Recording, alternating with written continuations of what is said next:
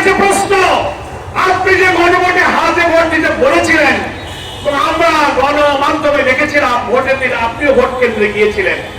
একই দিনে জাতীয় নির্বাচনের ভোট, গণভোট, দুইটা ভোট আপনি দিয়েছেন। তাহলে আপনি তো হাতে ভোট দিয়েছিলেন।